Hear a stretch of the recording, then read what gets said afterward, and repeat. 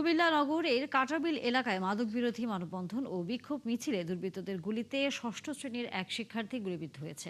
আহত হয়েছেন ৫ জন। আহতদের কুমিল্লা মেডিকেলে ভর্তি করা হয়েছে, আর শিক্ষার্থীকে উন্নত চিকিৎসার জন্য ঢাকায় আনা হয়েছে। প্রত্যক্ষদর্শীরা জানান, বিকেলে কাঁটাবিলের বাসিন্দারা মাদক ব্যবসার বিরুদ্ধে মানববন্ধন ও বিক্ষোভ কর্মসূচির আয়োজন করে। এ সময় একদল দুর্বৃত্তের হামলায় গুলিবিদ্ধ হয় ষষ্ঠ শ্রেণীর শিক্ষার্থী প্রেম। আহত হন অন্তত ৫ জন। কোতোয়ালী মডেল থানার ওসি তহিদুল আনোয়ার জানান, খবর পেয়ে পরিস্থিতি নিয়ন্ত্রণে আনা হয়েছে এবং এলাকায় অতিরিক্ত পুলিশ মোতায়েন করা হয়েছে।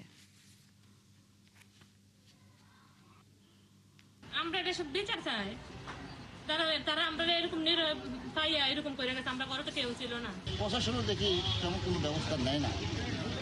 যদি নিত তাহলে আজকে এই ঘটনা হতো না। তারা আসিয়া আমার বাড়ি গুলি করে, আমার ঘরের কম্পিউটার উপরে ভাঙে। আমার ছেলে আসছিল, ছেলে গুলি করাতে ছেলে শুয়ে যাওয়াতে ওই ছেলে যাতে গুলিটা করতে কিন্তু 12টার সময়। মোটামুটি এখন শান্তি শৃঙ্খলা ফিরিয়ে আনছি। তদন্ত করে আমরা ব্যবস্থা নিব কোন কিসের জন্য ঘটনা হয়েছে এবং কারা কারা এর সাথে জড়িত আইনগত ব্যবস্থা নিব।